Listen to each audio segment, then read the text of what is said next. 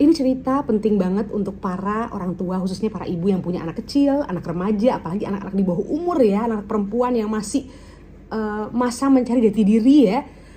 Ini cerita yang saya bagikan semua cerita nyata ya. Tentunya hal-hal yang saya ceritakan ini tidak pernah membuka identitas pasien karena itu sifat rahasia. Hanya kalau tidak ada contoh nyata yang konkret ya, kita semua nggak akan pernah menyadari bahwa hal ini sedang menjadi ancaman bagi negara kita. Dan ini bisa membunuh karakter bangsa ketika anak-anak perempuan dihancurkan mentalnya, fisiknya, dan bahkan keperawanannya oleh orang-orang tidak bertanggung jawab ya. Jadi saya diberikan surat visum oleh kepolisian untuk melakukan pemeriksaan visum pada seorang anak perempuan berusia 11 tahun yang datang dibawa ibunya, dan ibunya bercerita bahwa anak perempuan 11 tahun ini dibawa laki-laki pergi dari rumah selama 4 hari. Ibunya cari nggak ketemu, dan setelah ibunya menemukan, ibunya mulai merasa khawatir dan merasa ingin mengetahui lebih dalam karena mungkin berpikir bahwa jangan-jangan anaknya diperkosa. Karena pergi 4 hari dibawa oleh tetangganya nggak pulang-pulang. Akhirnya lapor polisi dan polisi memberikan kita surat visum untuk dilakukan visum. Setelah kita lakukan tindakan visum yang sesuai dengan prosedur pada seorang nona, pemeriksaan dalam dengan lewat dubur ya. Innalillahi wa inna ilaihi raji'un, sangat menyakitkan, sangat menghancurkan hati saya, dan bahkan jangankan ibunya, saya aja udah nangis ya.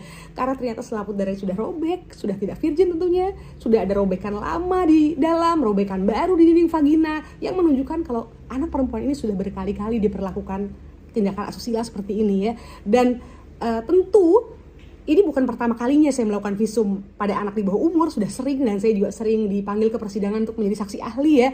Jadi poinnya adalah para orang tua harus lebih hati-hati dalam menjaga anaknya, khususnya anak perempuan ya.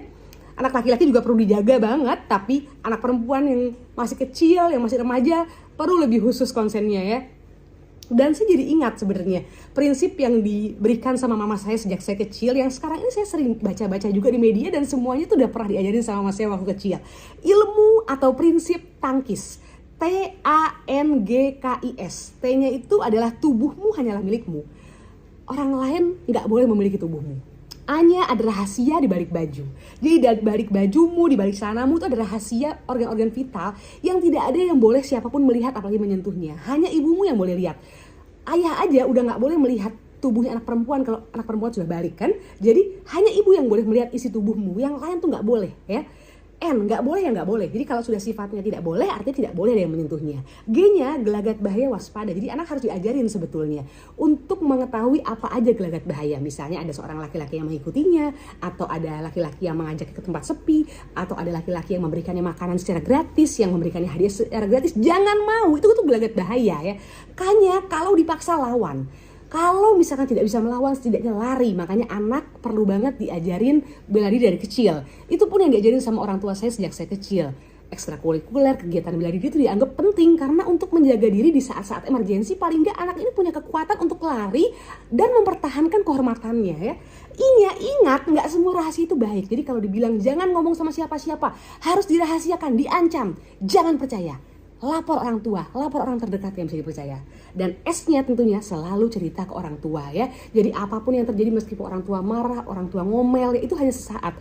Tapi satu-satunya yang bisa menjadi pembela kita, pejuang kita, dan mau rela menyerahkan dirinya dan akan memperjuangkan kita sampai mati hanya orang tua kita. Khususnya ibu kita yang sudah berjuang, hamil sampai melahirkan kita pun rela memberikan nyawanya. Jadi jangan pernah berpikir untuk cerita ke siapapun kecuali orang yang pertama kali diajak cerita adalah ibu kita. Oke? Dr. Amira SPOG, Papa Barat. Dadah, love you all.